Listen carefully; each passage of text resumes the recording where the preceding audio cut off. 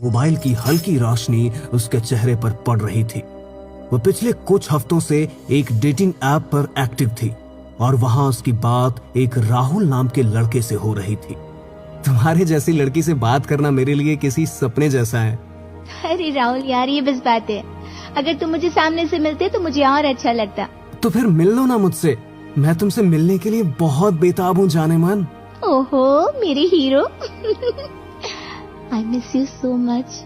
अरे ये लो लोकेशन, कल रात इसी जगह पर आ जाना, मैं यहीं रहता हूँ। लेकिन रात को क्यों? रात को अपना मजा होता है जाने मन, और डरने की कोई बात नहीं, मैं हूँ ना। अच्छा जी। ठीक है, मैं कल आ जाऊंगी। अगली रात मुस्कान ऑटो से उस लोकेशन पर पहुंचती है।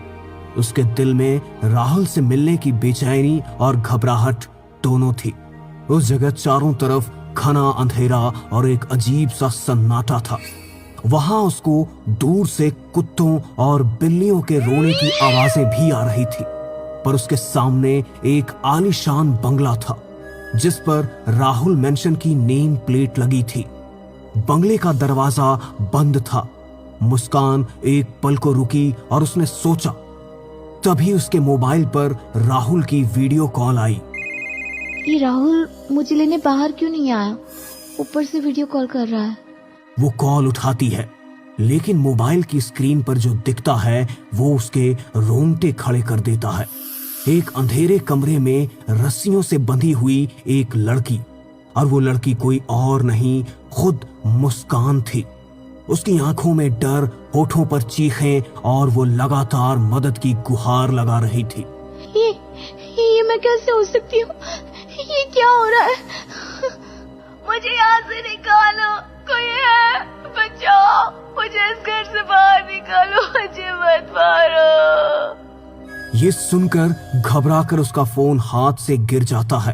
वो नीचे झुककर फोन उठाती है, लेकिन जैसे ही वो खड़ी हुई वो देखती है कि अब वो एक पुराने से खंडहरनुमा घर के अंदर खड़ी है। न बाहर आने का रास्ता, न जाने का। कोई है? मुझे बाहर जाना है। मुझे यहाँ किसने बंद किया? बाहर निकालो मुझे। राहुल, राहुल।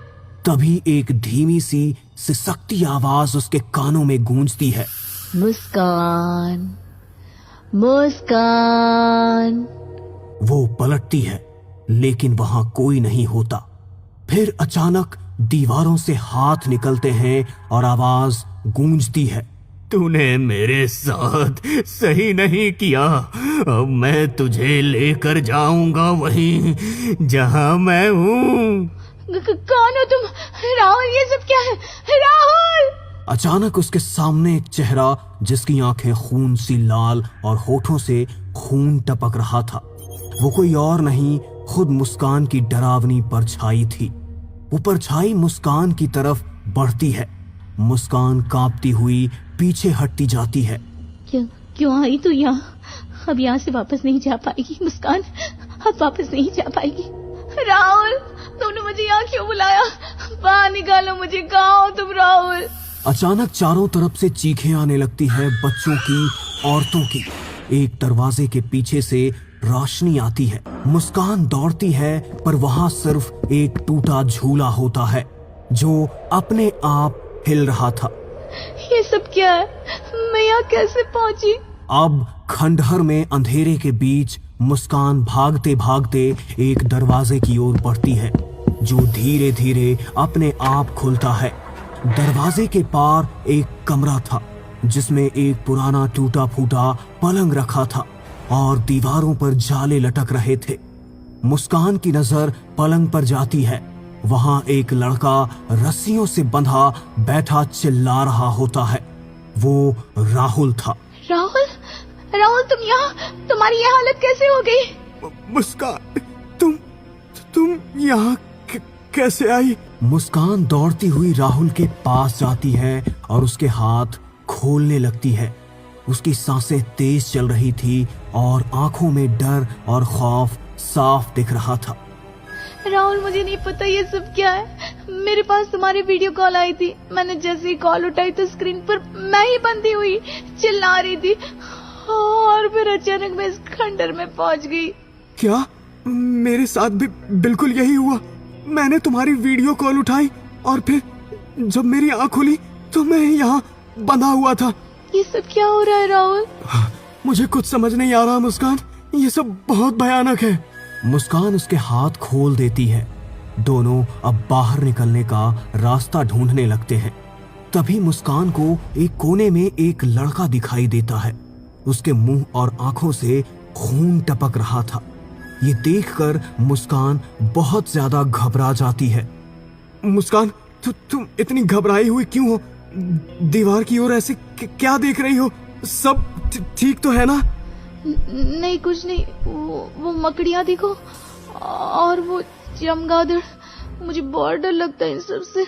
अच्छा। राहुल आगे बढ़ता है, लेकिन मुस्कान की नजर अभी भी उसी तरफ थी, पर अब वहां कोई नहीं था। वो असल में अभय था, जो उसका एक्स बॉयफ्रेंड था। तभी अभय की हंसी दीवारों से गूंजने लगती है। मुस्कान, तू मुझे भूल कैसे गई? आज इतने दिन बाद आज मैंने तुझे बुला लिया। अभय की आवाज सुनकर मुस्कान कांप जाती है, लेकिन वो चुपचाप रहती है।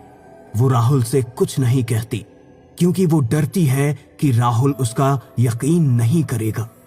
अब रास्ता ढूंढते ढूंढते मुस्कान एक टूटे दरवाजे वाले बाथरूम में पहुंच जाती है।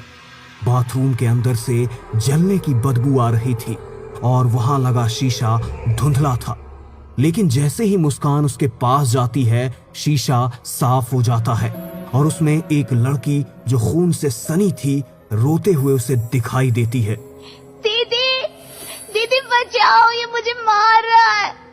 पूनम, पूनम तू तो बचपन में मर गई थी। ये क्या हो रहा है? तेरी ये हालत कैसे हुई? पूनम की चीखें गूंजती है और शीशे के पीछे जैसे कोई उसे खींच रहा हो। फिर अभय की एक डरावनी हंसी सुनाई देती है। मुस्कान जोर से चीखती है। पूनम, छोड़ दो उसे, ये सब क्या हो रहा है?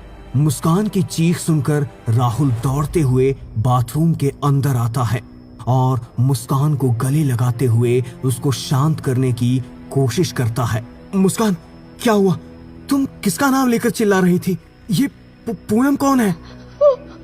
पूनम मेरी छोटी बहन थी, जो बचपन में एक हादसे में मर गई थी। लेकिन अभी अभी मैंने इस शीशे में उसे देखा। वो मदद के लिए मुझे पुकार रही थी। राहुल, किसी ने उसे मार डाला। राहुल भी अब घबरा जाता है। वो शीशे की ओर देखता है, लेकिन अब वहां कुछ नहीं होता। वो उसे बाहर कमरे में ले आता है। मुस्कान, हमें जल्दी यहाँ से बाहर निकलना होगा। ये जगह, ये सब ठीक नहीं है। मुस्कान ने राहुल का हाथ पकड़ रखा था और दोनों बाहर निकलने की कोशिश कर रहे थे। तभी मुस्कान की नजर एक दरवाजे के कोने में पड़े धूल भरे वॉलेट पर पड़ी। वो उसके पास गई। रुको राहुल, ये क्या है? मैं देखती हूँ। हाँ, देखो देखो। मुस्कान ने वॉलेट उठाया, खोला और जो देखा तो उसकी सांसें थम गई। उसमें एक बहुत पुरानी तस्वीर थी, जिसमें अभय, उसकी माँ और एक लड़का खड़ा था, जो कि और कोई नहीं बल्कि राहुल ही था। ये तो राहुल है। इनके साथ, मतलब ये। वो तुरंत पीछे मुड़ी, लेकिन राहुल उस कमरे से गायब था। डर से उसका चेहरा सफेद पड़ने लगा था। अब वो भागते हुए दूसरे कमरे में गई। वहां फर्श पर एक मोबाइल गिरा पड़ा था। उसने मोबाइल उठाया, स्क्रीन ऑन की। मोबाइल की गैलरी में उसने अभय और राहुल की कई तस्वीरें देखी, कभी माँ के साथ, कभी सिर्फ उन दोनों की। मतलब ये राहुल कोई और नहीं, अभय का भाई, और उसने मुझसे ये सब छुपाया। मतलब उसे सब पता है। उसने मुझे जानबूझकर यहाँ बुलाया। तभी उसको कमरे की दीवारों पर खून से लिखा दिखाई देता है, अब तुझे कोई नहीं बचा सकता मुस्कान। ये देखकर मुस्कान समझ गई कि ये राहुल की चाल है। उसने सीधा जाकर राहुल को ढूंढना शुरू किया। तुमने मुझसे झूठ बोला राहुल। तू अभय का भाई है ना? कहाँ है? बाहर निकल, मैं तुझे छोड़ूंगी नहीं। अचानक दीवारों पर अभय का चेहरा बनने लगा और उसकी भयानक हंसी पूरे खंडहर में गूंजने लगी।